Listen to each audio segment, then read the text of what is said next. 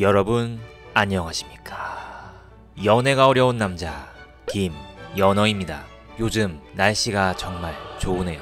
근데 밖에 나가기가 싫습니다. 날은 좋은데 뭔가 그 따뜻한 기운이 저의 외로움을 더 크게 만들어버리는 그런 느낌이거든요. 우울한 상태로 침대에 누워있다가 외로움이 극에 달해서 소개팅 어플에 사이버머니 60만원 정도를 지르고 말았습니다. 무슨 정신으로 그래버렸는지 모르겠네요. 원래 기다리면 하루에 8명 정도의 여자 프로필이 나오는데 그걸 기다리지 못하고 추가적으로 수십 명의 새 여자 프로필을 깎고 수십 명의 여자에게 똑같은 매칭 요청 메시지를 복붙해서 보냈습니다. 근데 단 한 명에게도 답장이 없네요. 망했습니다. 자기소개도 정말 자세하게 썼고 사진도 잘 나온 걸로 했는데 역시 나이가 많아지니까 저도 여자들도 눈이 높아지고 더 꼼꼼한 눈으로 보는 게 아닌가 하는 생각이 듭니다. 우울함 때문에 운동도 안 하고 웃지도 않고 더 못생겨지고 있는 저이지만 이런 저를 우울함에서 꺼내줄 수 있는, 저를 멋지다고 생각해줄 수 있는 어떤 정신나간 귀여운 여자가 어딘가에는 있을 거라는 희망을 한번 가져봅니다. 저번에 어금니가 씹을 때마다 아프다고 치과 얘기를 했었는데요. 치과 가는 걸 몇 년간 미루다가 이번에 용기를 내어 치과에 방문했습니다. 엑스레이도 찍고 의사가 충치도 안 보이고 괜찮아 보이는데 엑스레이에도 안 보이는 실금이 있을 수 있습니다. 심하진 않아 보이는데 한 2주 정도 더 경과를 보시고 계속 아프시거나 아픈 게 심해지시면 다시 오세요. 크라운을 해야 될 것 같습니다. 제가 아프지 않게 잘 해드릴게요. 라고 하시네요. 치과에서 많이 긴장했는데 의사 아저씨가 저음으로 친절하게 얘기해 주시니 마음이 놓였습니다. 저는 바로 치료를 받고 싶어서 얘기했더니 그래도 2주간 경과를 더 보고 오라고 하시네요. 뭔가 긴장한 환자를 안심시키면서 마음의 준비를 하고 오게 하는 고도의 전략 같았습니다. 소개팅도 이와 같겠지요. 환자의 마음을 잘 알고 있는 숙련된 의사처럼 소개팅에서도 긴장한 여자분을 안심시키고 진중하면서도 믿음직한 모습을 보여줘야 하는 것 같습니다. 저도 나이가 들었고 소개팅도 수백 번을 했으니 돈을 헛쓰지는 않았다고 믿고 싶습니다. 저도 소개팅에서 그런 좋은 이미지였으면 합니다. 또 얼마 전에는 회사 건강검진을 했습니다. 처음으로 대장 내시경을 해봤는데요. 며칠 동안 이어진 식단 조절도 괴로웠지만 밤새도록 속에 있는 걸 비워내는 게 그렇게 힘들더라고요. 다 비워내고 식단 조절까지 잘 했는데 장 청결 상태가 좋지 않다고 보고서에 써져 있어서 조금 어이가 없긴 했습니다. 그래도 보이는 선에서 용종 3개를 떼어냈다고 하네요. 이제는 건강을 위해 패스트푸드를 먹지 않겠다고 다짐하며 한 이틀 정도는 죽만 주문해서 먹었습니다. 그리고 지금은 또 우울하다는 핑계를 대며 배달음식을 자주 먹고 있네요. 나이가 드니 콜레스테롤도 간 수치도 혈당도 높아지고 있습니다. 밥 먹기 전에 조금이라도 걷고 해야겠습니다. 다시 내시경 이야기로 돌아가서 배에 있는 것을 아무리 비우려고 해도 잘 비워지지 않는 것처럼 요즘 제 마음도 잘 비워지지 않아 새로 채울 의욕이 생기지가 않습니다. 오늘은 이와 관련된 이야기를 꺼내보도록 하겠습니다. 참고로 이 이야기는 예전 영상에서 이어지는 내용이니 보신 다음에 오셔도 좋습니다. 작년 가을 종교 차이로 정말 좋아했던 사람과 헤어지고 그 후폭풍에 너무 우울하고 괴로웠습니다. 그녀를 정말 많이 좋아했기에 마음에 구멍이 뚫린 것만 같았습니다. 예전에는 헤어지면 이악 물고 소개팅 어플을 해서 매칭을 했던 기억이 있습니다. 습관적으로 다시 어플을 켰지만 별로 마음에 드는 사람도 없었고 매칭할 생각도 들지 않았습니다. 집에 있으면 우두커니 누워서 유튜브나 보다가 술이나 마시다가 잠을 청하는 일이 반복되었습니다. 한 3주 정도 말이지요. 그녀는 잘 지내고 있을까? 핸드폰을 지적거리던 그때 카카오 오목 어플이 눈에 들어왔습니다. 오빠 나랑 오목할까? 나 오목 잘해 크크. 헤어지기 직전 그녀와 종교 갈등으로 균열이 가기 시작한 시점에도 머리를 식히거나 분위기를 전환하기 위해 그녀와 핸드폰으로 오목을 두곤 했었습니다. 그녀와의 추억이 생각나서 마음이 아파졌습니다. 한 판 아무 생각 없이 그냥 오목을 두었습니다. 1시간 정도 했을 무렵 친구 목록에 그녀가 들어와 있는 것을 발견했습니다. 그녀가 오목을 두는 것을 그냥 관전했습니다. 제가 인터넷에서 오목을 잘 두는 법, 상대방을 열받게 하는 몇 가지 기술들을 가르쳐 줬었는데 제가 가르쳐 줬던 거랑 비슷하게 두고 있더라고요. 그게 웃겼습니다. 그래 그녀도 나와의 일상을 잊지 못하고 이렇게 지내고 있구나. 가슴이 찡해졌습니다. 다음 날에도 그녀는 오목 어플에 접속해 오목을 두었습니다. 그리고 저도 말없이 관전했습니다. 이길 때는 오 하면서 좋아했고 졌을 때는 으이그 하면서 놀리고 싶어졌습니다. 그렇게 일주일 정도 지났을 시점, 그녀에게 대국 신청이 들어왔습니다. 저도 수락을 했죠. 한 판 한 판 그녀에게 회심의 일격을 날리기도 하고 이길 수 있는데 져주기도 하고 예전처럼 웃으면서 재미있게 했습니다. 카톡이 왔습니다. 오빠 잘 지냈어? 절제된 그녀의 카톡에 왠지 눈물이 핑 돌았습니다. 그렇게 그녀와의 후반전이 시작되었습니다. 마음고생 많이 했을 그녀를 위해 비싼 소고기를 사줬습니다. 제가 예쁘다고 했었던 원피스를 차려입고 와서 환하게 웃는 그녀. 조금 긴장했었는데 그녀의 얼굴을 보자마자 마음이 녹아내렸습니다. 어휴, 그때 얘기했던 선배 있지? 결국에는 후배 괴롭힘으로 징계받았어. 그럴 줄 알았어. 한 달 동안 몰랐던 서로의 근황을 나누며 한방 웃음을 지었습니다. 그동안 아무 일 없었다는 듯이 손잡고 하루 종일 데이트를 즐겼습니다. 서로 별것 아닌 대화를 해도 즐거웠습니다. 역시 그녀는 저와 잘 맞았습니다. 그러다 보니 또 만난 지 10시간이 금방 지나갔고 웃으며 빠이빠이 하고 집에 왔습니다. 헤어지고 나서 그녀가 카톡했습니다. 오빠, 오늘도 너무 즐거웠어. 난 역시 오빠가 너무 좋아. 오빠, 나 믿음을 바꿀 수도 있을 것 같아. 저랑 헤어진 기간 동안 그녀는 인터넷으로 많은 것을 찾아보았다고 합니다. 교회의 비리, 내부 파벌 및 권력 다툼, 각종 논란이 되는 사건들, 핵심 교리에 대한 반박 자료 등등을 찾아보며 자신이 다니는 교회에 대한 의심을 품게 되었습니다. 원래 그녀의 교회에서는 이런 걸 찾아보지 말라고 가르친다고 합니다. 이런 논란 자체가 자기네 교회가 잘 나가기 때문에 다른 사람들이 모함하는 거라고 생각한다고 하네요. 근데 제가 워낙 그 교회를 안 좋아하고 그게 싫다고 하면서 이별까지 했기 때문에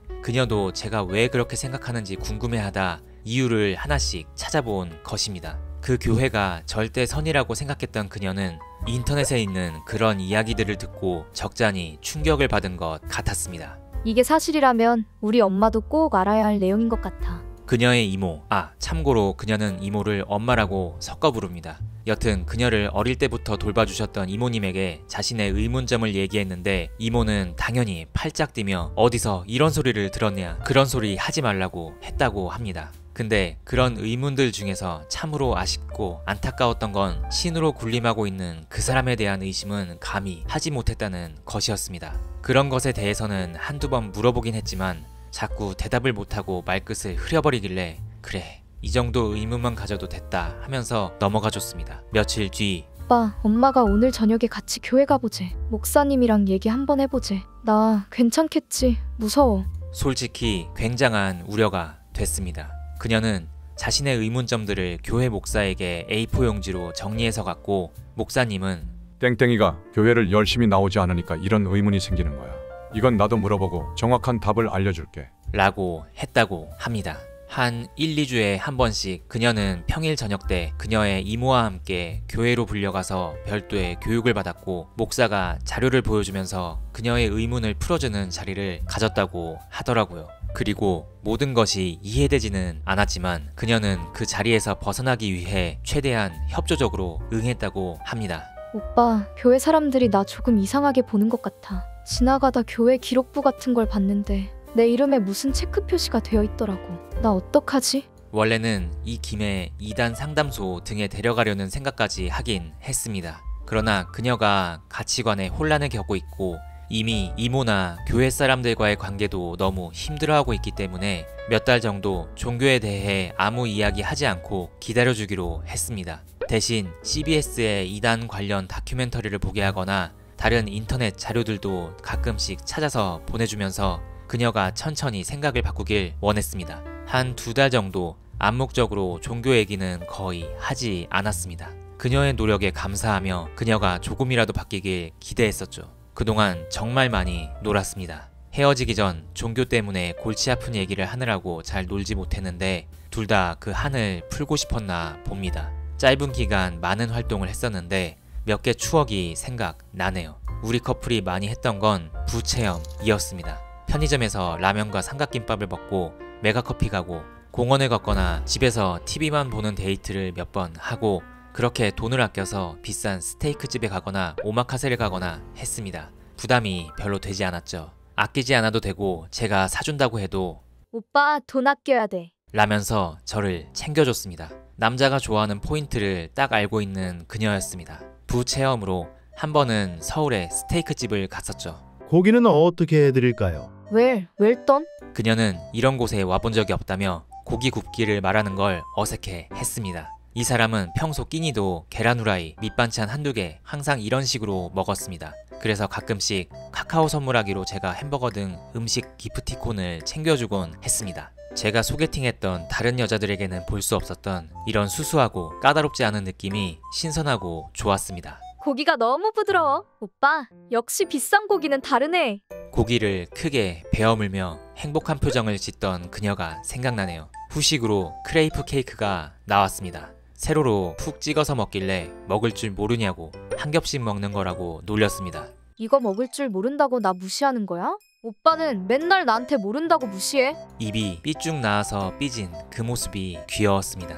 그리고 어느 눈이 내리던 겨울 토요일 오전 같이 집에서 유튜브를 보다가 강원랜드 중독자 인터뷰 영상이 알고리즘으로 떴습니다. 보면서 그냥 빈말로 강원랜드 한번 가볼까? 하고 얘기해봤는데 여자애가 응, 가자. 심심했는지 바로 수락하더라고요. 종교적인 것 때문에 안 할 줄 알았는데 의외였습니다. 갑자기 아직 여기에서 다루지 않았던 예전 다른 여자친구와의 일화가 생각났는데요. 이런 식으로 즉석에서 데이트를 제안했더니 굉장히 기분 나빠하더라고요. 이렇게 갑자기 얘기하는 건 여자에 대한 예의가 아니야. 나 기분 나빠. 집에 갈래. 저에게 예의를 주입하던 여자. 이런 식으로 제 연애에는 예민한 여자들이 되게 많았던 것 같습니다. 하지만 이 여자애는 제 마음을 언제나 편안하게 만들어주는 친구였기 때문에 제가 오랫동안 좋아했던 것입니다. 다시 이야기로 돌아가서 바로 차를 몰아 3시간 넘게 운전해서 정선 강원랜드에 갔습니다. 저는 카지노는 강원랜드랑 라스베가스에 가본 적이 있었지만 그녀는 없었습니다. 차로 가는 동안 그녀에게 룰렛 게임을 공부시켰습니다. 강원랜드 안에 들어가 보니 정말 발 디딜 틈 없이 사람이 많더라고요. 초점이 없는 중년 이상의 할아버지, 할머니들이 많았습니다. 슬롯머신 자리는 하나도 비어있지 않았고 룰렛도 사람이 너무 많았는데 눈치를 보다 겨우 끼었습니다. 그녀와 저는 확률이 높은 홀짝 배팅을 주로 했습니다. 밥도 안 먹으면서 8시간 동안이나 계속 서서 했네요. 공이 돌아가는 돌림판을 보며 발을 동동 구르던 청바지를 입은 하체가 통통한 그녀의 뒷모습이 지금도 생각이 나는 듯 합니다. 각각 판돈 10만원으로 시작했는데 운이 좋았는지 각각 20만원 정도 벌었습니다. 배팅하는 스타일도 절제하는 성향도 서로 비슷했습니다. 아가씨, 족이 좋으시네. 그날만 1억을 잃었다고 하는 어떤 할아버지가 칭찬해 주었습니다. 어느덧 밤 12시가 되어 다시 차를 타고 서울로 가면서 오빠, 나는 행운의 여신이야. 나랑 있으면 모든 게 잘 될 거야.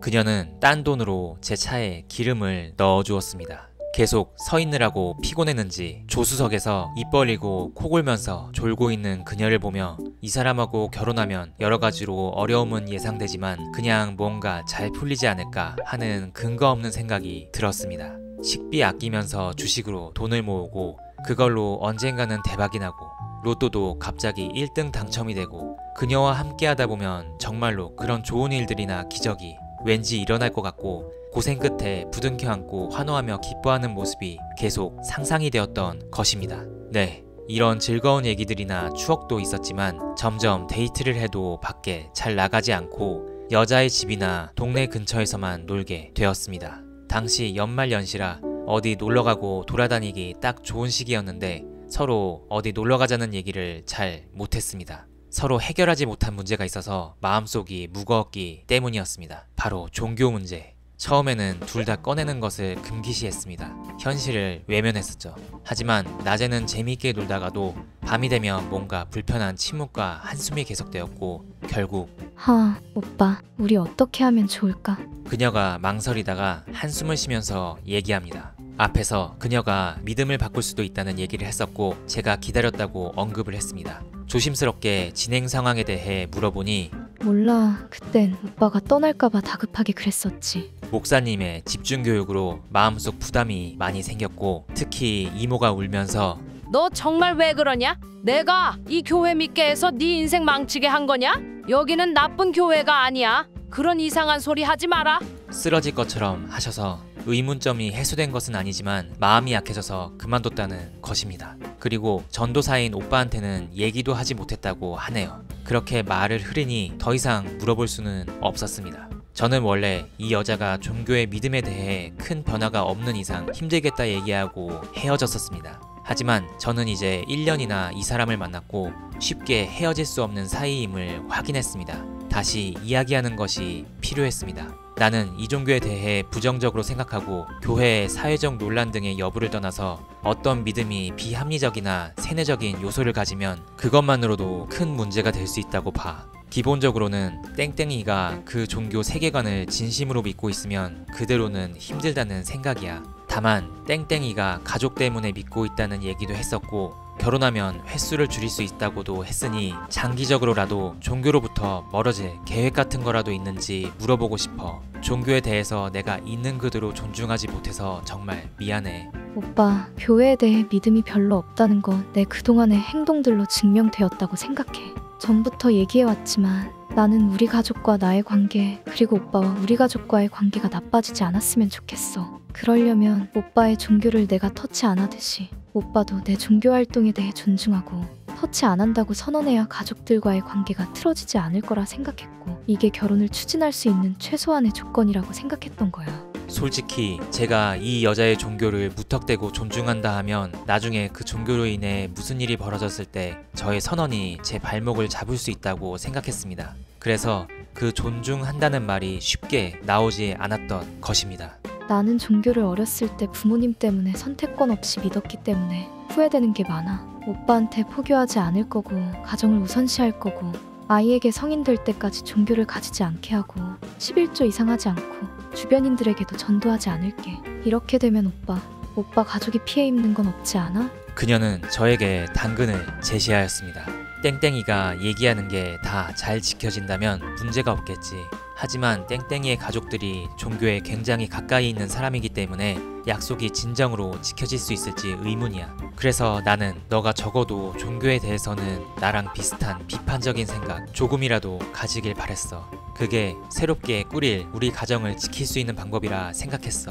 이걸 해결하지 않고 가면 결혼하고 나서 항상 마음 졸이고 큰 스트레스를 받을 것 같아.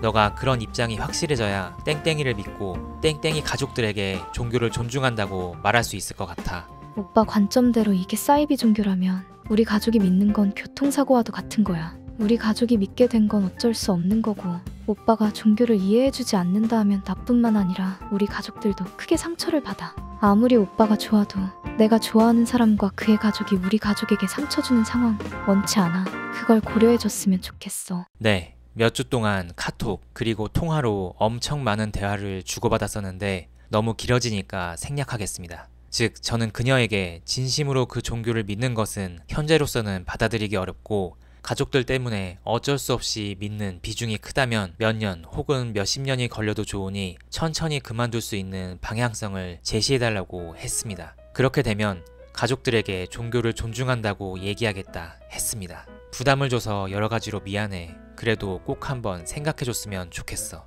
알겠어, 오빠. 오빠가 내가 바라는 점을 맞춰줄 수 있다고 하니 나도 내 입장을 좀 더 고민해볼게. 그녀는 생각해보겠다고 했고 한 2달 정도 또 평범한 데이트가 이어졌습니다. 서로 어디 가자는 얘기는 잘 안 했고 서운해하지도 않았습니다. 서로 마음속에 쉽사리 해결되지 않는 무언가가 있었고, 그걸 꺼내면 또 신의 존재, 우주에 대한 이야기, 그 믿음의 정도와 믿음이 옳은지 등에 대한 머리 아픈 이야기를 하게 되기 때문이었습니다. 그것만 아니면 그냥 집에서 TV 보면서 얘기하고 같이 가만히 앉아있는 것도 즐거웠습니다. 주말 내내 집에서 나는 솔로를 보면서 출연자들에 대해 이야기하고 타이타닉 같은 명화들을 보면서 함께 눈물 흘리기도 하고, 가보지 않았던 동네 맛집들을 하나씩 체험해보고 즉석 복권을 하는 등등 그런 제한된 데이트를 했습니다. 그런데도 별다른 불평 없이 계속 만났던 건 그녀가 착해서 그런 것도 있을 거고, 서로 너무 좋아해서 그런 것도 있을 것입니다. 그러던 중 만난 지 몇백일 기념일이 다가왔고, 그녀가 오빠, 울프강 스테이크 먹으러 가볼까? 내가 쏜다. 유튜브에 나온 2인 40만원짜리 스테이크를 사겠다고 제안합니다. 돈도 없으면서 얻어먹기 민망했습니다. 그래도 쏜다 하니 감사한 마음으로 갔습니다. 역시 비싼 곳이라 그런지 분위기도 종업원 응대도 정말 좋더라고요. 손님들은 다들 기념일이나 모임으로 한 번씩 오는 사람들이었는데 냄새나는 추리닝을 입고 온 중국인 여행객 3명이 떠오르네요. 허겁지겁 먹고 가던데 역시 저게 부의 상징이구나 하고 웃었던 기억이 납니다. 또 재미있게 놀았습니다. 아, 체크카드 계좌에 돈이 없네. 옮겨야겠다. 하. 그렇게 배부르게 먹고 인근 영화관에서 영화도 보고 분위기가 좋은 카페로 갔습니다. 오빠, 할 말이 있어. 오빠가 얘기했던 나중에 미래에 내가 그 종교를 믿지 않는 방향으로 가는 거, 그건 좀 힘들 것 같아. 우리 가정이 옛날에 많이 어려웠잖아. 시련의 순간들이 많았어. 그럴 때마다 나는 혼자 기도했어. 나에게 왜 이런 시련이 벌어지는지, 어떻게 하면 내가 성숙해질 수 있을지 끊임없이 질문하고 생각했어. 이 종교는 나에게 안정을 주었어. 내게 포용, 배려, 존중, 그리고 인내심을 가르쳐 주었어. 그리고 이 종교가 만약 사이비인 것이 밝혀진다면 미래에 우리 이모나 오빠 모두 큰 혼란에 빠질 거고 그만두게 될 거지만, 그런 게 아니라면 내가 이 종교를 그만두게 되면 모두 크게 충격을 받을 거고 나와 연을 끊거나 오빠를 많이 미워할 거야. 그렇게는 안 될 것 같아. 그녀는 저의 제안을 거절했습니다. 언론 그리고 많은 사람들이 논란이 된다고 생각하고 사이비라 판단하는 종교였지만 그녀가 그 종교에서 벗어나는 것은 역시 어려웠던 것입니다. 참 종교에 대해서는 생각이 많이 다르구나 다시 한번 깨달았습니다. 원래 1년에 한두 번 교회 간다고 했는데 한 달에 한 번 정도 교회를 가는 것으로 횟수를 늘려서 그녀는 이야기하였고, 자식에게 종교를 강요하지 않고 선택권을 주기, 11조 이상은 하지 않는 것, 나머지는 내가 이해하는 것, 더 이상 그녀가 물러설 수 있는 곳은 없어 보였습니다. 사실 제가 종교에 대해 우려하는 바를 완벽히 해결하는 정도는 아니었습니다. 그러나 만나면 즐겁고 편하고 이런 인연은 쉽게 만날 수 없다고 생각했습니다. 이제는 저의 부모님과 이야기를 해야 할 때였습니다. 부모님은 제가 이 사람을 만났다 헤어졌다 하는 것을 알고 있었습니다. 가끔씩 어디 가서 놀았는지 얘기하기도 하고 그 여자의 자랑을 하기도 하고 종교로 싸우거나 조율하고 있는 것도 조금 오픈하고 그랬는데, 그럴 때마다 시간도 흘러가는데 너희들 어쩌려고 이러냐. 어머니는 걱정하셨고 아버지는 매번 별 말씀 안 하셨지만 두 분 다 제가 이 사람을 많이 좋아하는 걸 알기 때문에 제 판단을 기다리고 있었다고 합니다. 어느 주말 부모님을 차에 태우고 당일치기로 속초에 놀러 갔습니다. 황태해장국도 순두부도 먹고 경치 좋은 카페에서 이런저런 이야기도 나눴습니다. 그날따라 부모님이 살이 좀 빠져 보여서 약간 안쓰러웠습니다. 서울로 돌아가는 길 어둑어둑한 차 안 운전을 하면서 부모님께 그동안 이 여자랑 종교 관련해 이야기했던 내용들을 차근차근 풀었습니다. 제 인생에서 지나갔던 여자친구들 얘기, 소개팅 얘기도 했습니다. 소개팅을 정말 많이 했는데 아무리 조건이 좋아도 내가 마음이 안 가는데 어떡해. 그만큼 내가 조건보다는 그 사람과 얼마나 어울리느냐가 중요한 것 같아요. 물론 종교가 일반적이지 않고 집안도 너무 어렵다고 하고 이모 장애도 그렇고 오빠도 전도사라 벌이가 별로 없고 여러 가지로 걱정되는 게 있는 것도 사실이에요. 하지만 이 사람은 나에게 잘 해주고 나를 많이 좋아해주고 성격도 잘 맞아서 이 사람과 있는 게 재미있어요. 이런 사람은 내 인생에 거의 나타나지 않을 것 같아서 결혼을 추진해보는 게 어떨까 생각해요. 뒷좌석에 계신 부모님은 생각이 많아지신 듯 했습니다.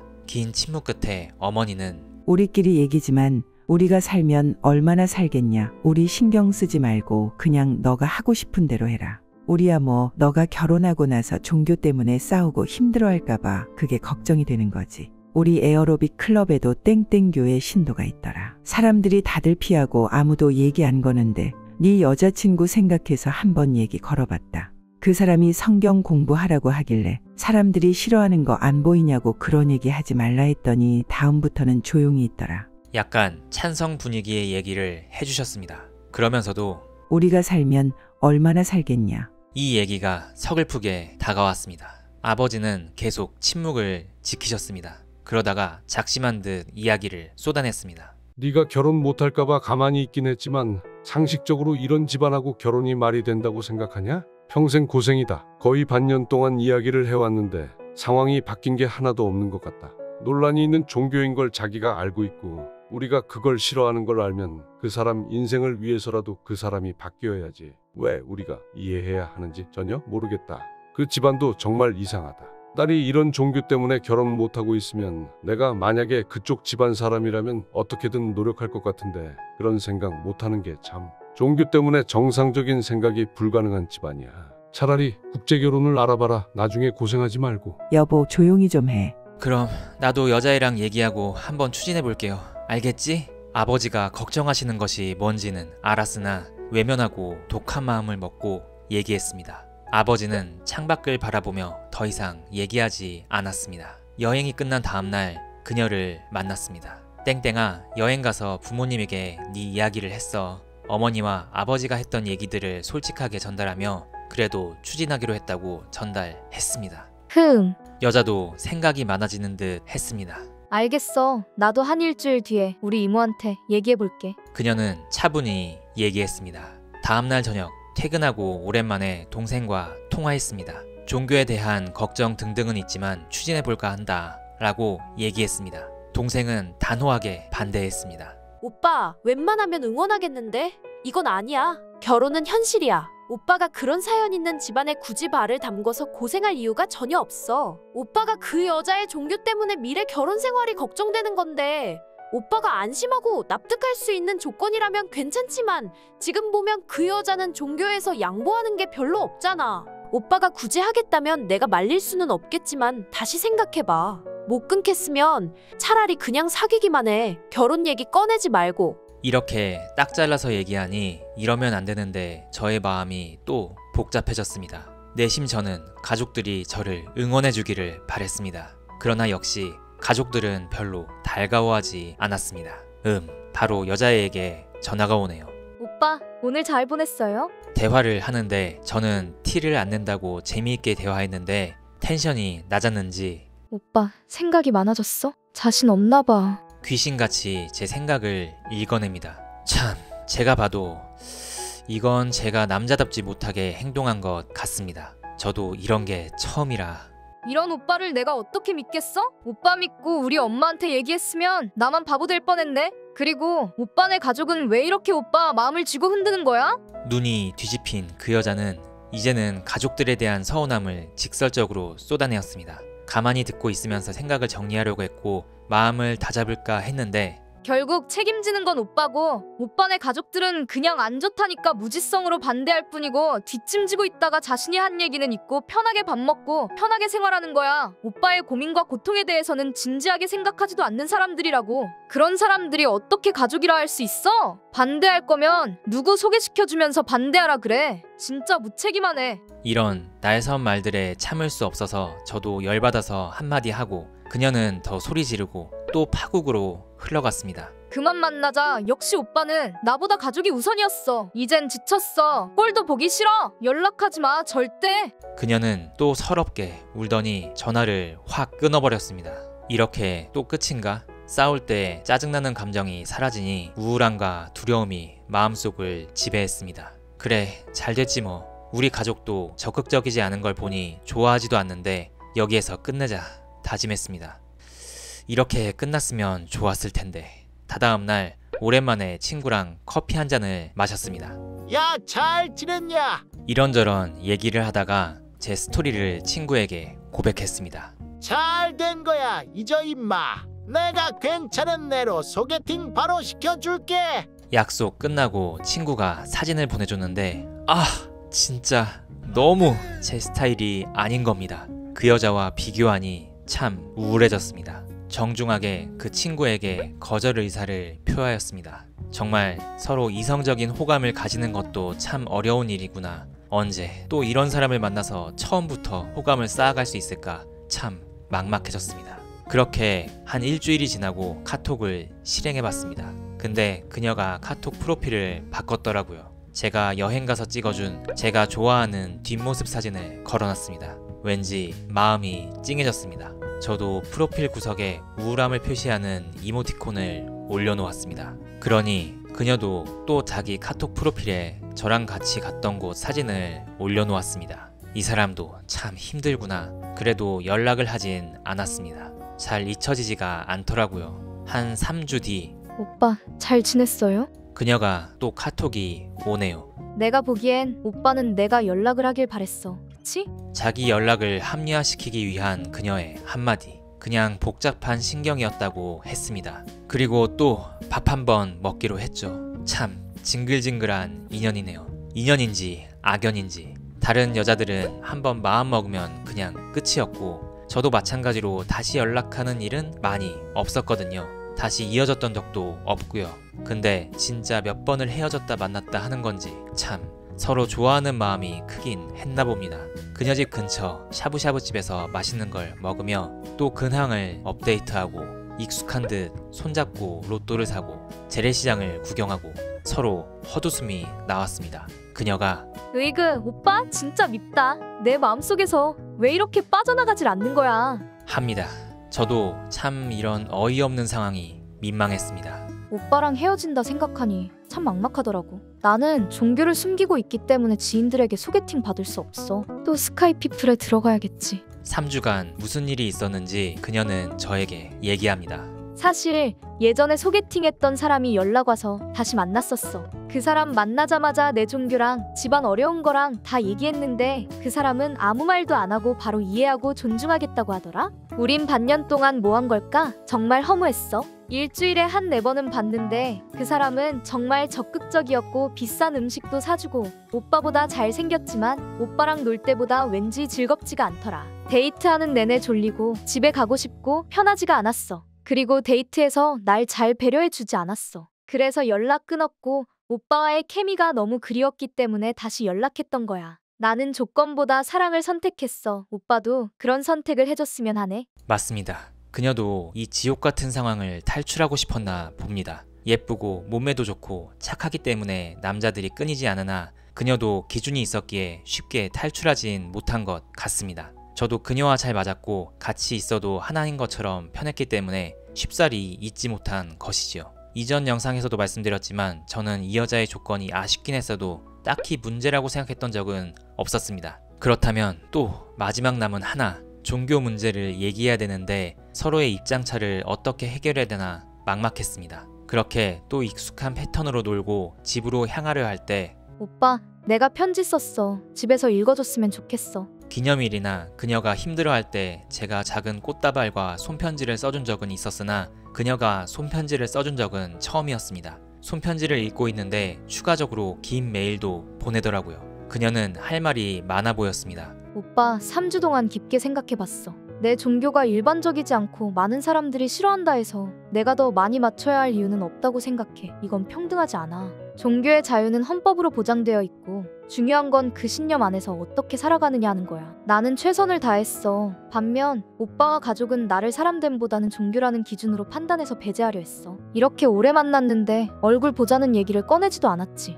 오빠와 내가 얼마나 좋아하는지 그 감정에 집중하고 행동하는 게 옳은 거야. 이 종교는 틀림이 아닌 다름으로 봐야 해. 이 종교를 단순히 제거해야 하는 나쁜 기준으로 보면 감정은 무시당하고 결국 그 사이에서 소외받고 외로워지는 건 오빠와 나일 뿐이야. 이렇게 기준을 중심으로 생각하는 가정 분위기라면 나는 시집가서도 오빠네 가족 기준을 넘기 위해 항상 압박당하고 감정을 안전하게 표현할 수 없을 거야. 나는 그렇게 아둥바둥하며 항상 스스로를 증명해야 하는 위치에 있고 싶지 않아. 이 얘기는 관계를 끝내고 싶어서 쓰는 게 아니야. 마지막으로 내 진심이 닿기를 바라는 마음에 쓴 거야. 그런가? 이것은 지금 우리의 갈등이 종교 때문이 아니고 저와 제 가족의 사람을 대하는 태도에 있다는, 말하자면 상황을 역전시키는 발언이었습니다. 요약하자면 종교를 나쁨이 아닌 다름으로 생각해주고 가족들이 일반적인 기준보다는 저와 그 여자와의 사랑의 감정이 얼마나 깊은지를 더 봐야 하고 그 감정을 제일 중시해야 한다는 말이었습니다. 마음에 혼란이 왔고 처음에는 어떤 말을 해야 할지 몰랐습니다. 그녀의 말을 읽고 또 읽었습니다. 그녀의 말이 맞나? 그리고 저도 반박할 것은 반박했습니다. 종교의 자유가 헌법으로 보장되어 있지만 사회에 끼치는 영향까지 보장하는 것은 아니다. 결혼은 감정만으로는 안 된다. 결혼 이후의 행복한 삶을 위해 기준이 있을 수밖에 없다 등등의 얘기를 했죠. 하지만 제가 한두 마디 카톡하면 10마디의 반박 메시지가 돌아왔습니다. 그녀는 매일매일 분노에 가까운 카톡과 메일을 보내왔습니다. 저와 제 가족이 기준과 정답만 중시하고 감정을 억누르는 비정한 삶을 살아왔고, 가족보다는 마치 효율과 평가 중심의 회사 같은 조직으로 움직이며 정답이어야 사랑받는 조건부적인 사랑을 하고 있다고 질타했습니다. 그렇게 무의식적인 통제를 당하고 생각의 확장이 사라지며 가스라이팅 되는 거고, 불행한 삶을 살기 때문에 저부터 그 잘못된 구조에서 빠져나올 의지와 변화가 있어야 이 상황을 해결할 수 있다고 했습니다. 좀 이상하긴 했습니다. 사실 따지고 보면 누구 가족 그리고 누구 부모님이 문제일까? 결혼이 좀 늦긴 했지만 보통의 삶을 살아온 우리 가족이 문제인가? 아니면 어렸을 때부터 이상한 종교를 믿게 하고 가정을 방관해 삶의 난이도를 힘들게 만든 그쪽 가족이 문제인가? 답은 뻔하다고 생각했습니다. 그러나 끝까지 이것까진 말하지 않았습니다. 이건 그녀를 너무 아프게 하는 얘기였기 때문이었습니다. 그리고 그렇게 우리 가족이 비정하고 감정을 누르는 삶을 살아왔나?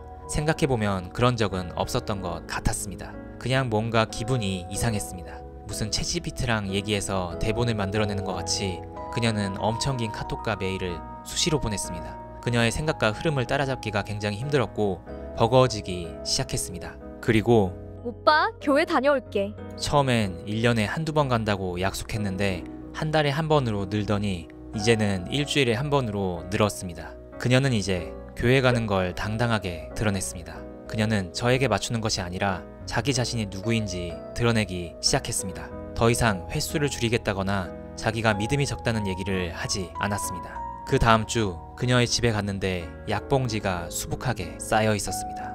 이건 잠 자기 전에 먹는 약. 이건 새벽에 잠에서 깼을 때 먹는 거고, 이건 생각이 적어지는 약. 이건 기분이 좋아지는 약이래. 근데 약을 먹었는데 오히려 더 잠이 안 오고 생각이 꼬리를 물게 되네. 부작용인가 봐. 그녀는 멋쩍게 웃으면서 얘기했습니다. 잠을 잘 못 자는지 살이 빠지고 눈도 푹 패여 있었고 신경도 날카로워졌습니다. 그녀가 너무 많은 얘기를 보내서 저도 반박하기 위해 생각도 많이 하고 속으로는 부글부글 끓고 있었는데, 그걸 보니까 마음이 짠해졌습니다. 이 사람이 정신까지 피폐해졌구나. 미안함을 느꼈습니다. 그녀도 강경한 자기 가족과 또 다른 의미로 강경한 저희 가족 사이에서 이 답없는 상황을 역전시키기 위해 수없이 머리를 굴리고 있던 것이었습니다. 차를 몰고 바람을 쐬러 나가기도 했고 맛있는 것을 사주기도 했으나 소용이 없었습니다. 몇 시간씩 그녀에게 이런 얘기들을 또 들었습니다. 저도 제 나름대로 종교에 대한 불안감을 해소할 수 있는 방법을 생각해봤습니다. 제가 원래 세워놨던 최소함의 만남이 가능한 선인 그녀가 믿음이 없거나 나중에라도 그만둘 것, 이런 건 없어진 지 오래였죠. 새로 생각해봐야 됐습니다. 저는 이 여자의 가족과 상견례 자리에 갔을 때 그쪽 어머님이나 전도사 오빠가 우리 가족에게 우리 종교 괜찮은 종교다 라거나 둘이 행복하게 사는 게 제일 중요하다, 적어도 이런 덕담 한마디를 우리 부모님과 저에게 해주길 원했습니다. 그러면 결혼을 추진하겠다고 했습니다. 이런 말 한마디 한다고 나중에 그분들이 종교에 끼치는 영향을 완벽하게 막을 순 없겠지만, 그래도 그 정도면 불안해하고 있는 우리 부모님이나 동생을 안심시킬 수 있다고 생각했습니다. 제 딴에는 이 정도는 무리한 요구가 아닐 거라고 생각했지만 그녀는 이건 자신의 가족에겐 너무 무리한 요구라고 일축했고, 교회에 가는 횟수가 늘어난 것에 대해서 싸우는 문제랑 겹쳐서 묻혔습니다. 오빠네 가족은 왜 이렇게 매정해? 오빠가 이렇게 1년 넘게 만나면서 갈등하고 있는 여자가 있으면 가족으로서 궁금해하는 게 당연한 거 아니야? 가족이 확신을 안 주고 의심만 하니까 오빠도 그 사이에서 갈등하는 거지. 참 이상해. 아니면 차라리 만나보고 반대를 하든가. 오빠 다 늙어서 장가도 못 가고 있는데 이해할 수가 없어. 미련해, 정말. 그녀는 작정한 듯 독설을 쏟아냈습니다. 허허, 다 늙어서 장가 못 가는 걸 걱정해주는 건 고마운데 자기 사정도 생각해야 되는 것 아닌가. 자기는 예전에 처음 헤어진 이후로 자기 이모와 오빠에게 저를 다시 만난다는 얘기를 안 했다고 하더라고요. 제가 그 종교를 싫어하니 종교 관련된 게 다 해결된 이후에야 자기 가족에게 얘기할 수 있다고 하던데, 그 여자가 우리 가족보다는 그쪽 가족을 이런 식으로 변화시키려는 노력을 했으면 좋았을 텐데 그건 아쉬웠습니다. 어쨌든 그 여자는 우리 부모님이 자기를 보고 판단하기를 원했습니다. 그래야 진전이 될 거라고 생각했습니다. 가족들에게 그녀의 이야기 일부를 전달하며 그녀를 한번 보는 것이 어떠냐고 얘기했습니다. 아버지는 굳은 표정으로 별 말을 하지 않으셨고, 어머니는 너가 그 여자를 좋아하는 것에 비해서 종교에 걱정을 많이 하는 건 맞는 것 같다. 하지만 그렇다고 할지라도 그 여자가 너의 종교 불안감을 해결해 주는 게 먼저다. 그렇게 협의가 되고 난 다음에야 우리는 그 여자를 볼 거다. 우리가 결혼하라고 하면 할 거고 하지 말라고 하면 안 할 거냐? 그건 아니지 않냐? 우리 가족이 감정이 아닌 기준을 보고 판단하는 건 당연한 거다. 결혼은 현실이고 우리는 결혼 후의 전반적인 삶에 대해 걱정하는 거다. 우리가 정답을 강요하고 정답이어야만 사랑하는 조건부적인 사랑을 가르쳤다는 건 좀 이상하네. 그쪽 종교는 충분히 걱정할 만한 건데 그쪽이 현실 감각이 좀 없어 보인다. 그 종교에 대해 틀림을 다름으로 봐달라는 건 우리에게 강요할 건 아닌 것 같다. 단호하게 말씀하셨습니다. 그 여자에게 이 이야기들을 하니 어머님 진짜 정없다. 오빠랑 합의가 되어야 만난다는 말 겉으로는 따뜻해 보이지만 실제로는 전부 책임을 회피하고 방관하는 방식이야. 오빠 진짜 외롭겠어. 진심으로 오빠를 걱정하는 사람이라면 조건으로 걸을 게 아니라 사람을 직접 겪으려는 태도를 보여야 해. 만약 내가 조건이 좋았어 봐. 내가 보자고 하지 않았어도 그쪽에서 먼저 불렀을걸? 오빠네 가족이 나를 조건으로 일방적으로 거부하면서 오빠를 혼란스럽게 하고 나에게 상처 줬던 것들 나는 꼭 사과받아야겠어. 그리고 우리 집하고 그쪽 집안하고 차이 많이 나는 것처럼 생각하시는 것 같은데 전혀 그렇지 않아. 오빠가 몇 천씩 버는 것도 아니고 내가 강남 가는 것도 아니고 전업주부 할 수 있는 것도 아니고 이모 노후도 도와달라는 얘기 하지 않고 내 돈으로 도울 거야. 이건 평범하고 평등한 결혼이야. 오빠는 그런 잘못된 가정 환경에서 벗어나야 돼. 아닌 건 아니라고 해. 부모님에게 조건으로 판단하지 말라고, 내 감정을 봐달라고, 나를 외롭게 만들지 말라고 소리 지르고 화내야 하는 상황이야. 내 말이 무슨 말인지 알았어? 수없이 쏟아지는 말, 카톡, 메일들을 보면서 이젠 정말 서로의 바닥까지 봤구나. 어떻게 이런 대화까지 나오는 거지? 하는 생각을 했습니다. 동생이 제일 얄미워. 만나지 말라고 무책임하게 반대해놓고 자기는 또 즐거운 신혼생활로 돌아가서 남편이랑 재미있게 놀고 혼자서 행복을 즐기고 있단 말이지. 그 말로 얼마나 오빠랑 내가 고통받을지 책임은 지지 않아. 이게 말이 되는 상황이야? 참나, 기준을 중시하는 정없는 집안에서 운 좋게 결혼 잘했네. 아버님이 내가 종교에 대해서 조율한 게 많지 않다고 얘기한 건 선 넘은 거야. 왜 이렇게까지 하는 거야? 이건 종교 혐오야. 보통은 무교가 기독교한테 맞춰. 오빠네 가족은 왜 이래? 우리 교회 사람들이랑 결혼한 무교 사람들은 다 바보야? 물론 그 여자가 무슨 의도로 그런 말을 하는지는 알았습니다. 사실대로 얘기하라고 그 여자가 계속 그래서 가족들의 반응을 이야기한 것은 잘못이나 가족들은 저를 걱정하는 마음에서 의견을 낸 건데 이렇게까지 욕을 먹어야 하나, 이런 상황까지 되어버려서 착잡해졌습니다. 몇 날 며칠 이런 느낌에 부모님을 욕하고 저의 정신세계를 개조하려는 카톡들을 쉴 새 없이 받았습니다. 저도 계속 생각을 정리하고 그녀에게 좋은 말만을 하려고 하고 어떻게 진행하면 좋을지 생각하고 대응하느라 머리가 터지는 줄 알았습니다. 그러던 어느 날 출장을 가서 정말 바쁘게 일하고 있는데 카톡으로 또 이 여자의 분노에 찬 카톡이 오더라고요. 제발 나 정신없어, 그만 좀 해, 너무 숨막히고 버거워 라고 이야기를 했습니다. 카톡이 툭 끊기더니 나는 우리 결혼을 위해 어떻게든 노력하고 있었어. 가족들이 사과 안 해도 오빠만 사고방식을 고치고 내 편이 된다면 난 어떻게든 버텨보려고 했어. 근데 오늘 오빠의 반응을 보니 오빠는 그런 의지가 없어 보이네. 좋아, 역시 오빠네는 조건이 맞는 사람을 만나야 할 것 같아. 이제 그만 인정하고 물러날게. 스펙 좋고 집안도 빵빵한 무교 사람 잘 만나요. 그녀는 카톡을 바로 차단했고 그렇게 끝났습니다. 멍하니 그냥 카톡을 바라봤습니다. 그녀도 저도 마음이 너무 피폐해져 있었습니다. 그녀가 메시지를 보내는 시간은 낮밤 새벽을 가리지 않았습니다. 거의 잠을 못 자고 장문의 카톡을 계속 보냈었고 스트레스를 많이 받았을 겁니다. 저도 마찬가지로 마음이 힘들어서 정상적인 생활을 할 수 없었습니다. 어디서부터 잘못돼서 이런 복잡한 상황까지 갔는지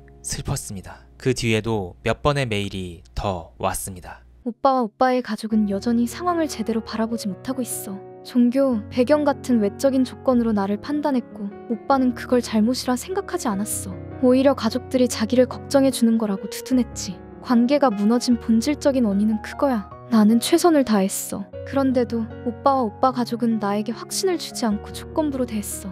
너무 상처야. 시간이 지나도 오빠네 가족에게 느꼈던 실망이 커. 종교가 걸렸으면 최소한 얼굴은 보고 얘기하려는 존중을 보였어야 했어. 오빠는 가족의 기준과 기대에 얽매여 소중한 것을 놓쳤어.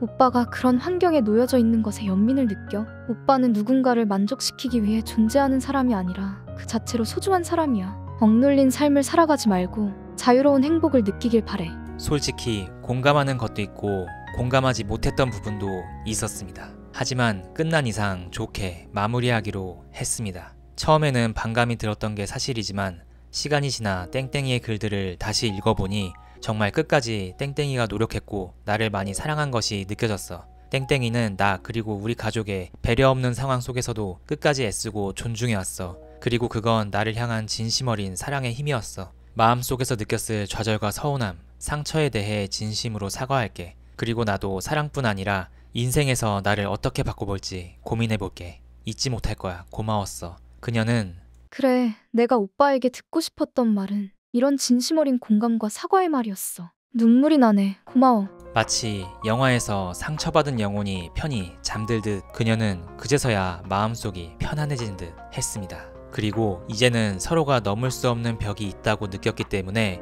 연락은 더 이상 하지 않았습니다. 네, 이야기는 여기까지입니다. 사실 제가 잘한 거는 없는 것 같습니다. 참 부끄럽네요. 미안했던 건 많이 대화해보고 그 사람과 안 되겠다고 생각하면 빨리 끝내거나 그 사람이 받아들일 수 있는 선에서 대안을 제시했어야 했는데 그러지 못했던 것이었습니다. 단호하게 얘기하려 하다가도 그녀의 얼굴만 보면 웃음이 나오고 분노가 풀렸습니다. 그래서 제대로 얘기하지 못하고 시간을 끌었네요. 솔직히 이런 종교 문제가 지금 보이는 게 아닌 미래에 일어날 수 있는 일들에 대해 염려하는 건데 그렇게 생각하면 너무 기우인가 싶지만 그러기엔 세상 사람들이 너무 다들 아니라고 하는 거죠. 보이지 않는 걸 다루는 문제라 서로 판단이 힘들었고 중심을 잡기가 힘들었습니다.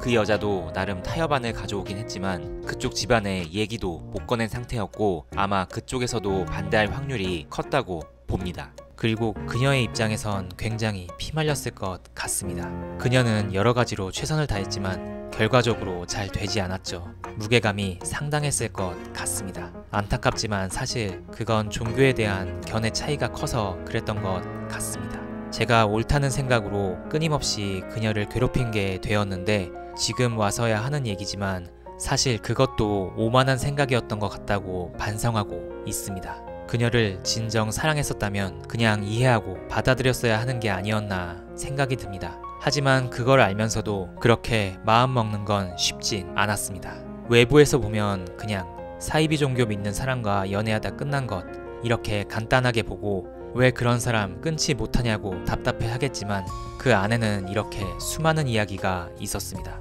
그리고 이 안에 있는 누군가가 잘못되었다기보다는 각자의 입장이 있고 그게 맞지 않았을 뿐이라고 생각하고 있습니다.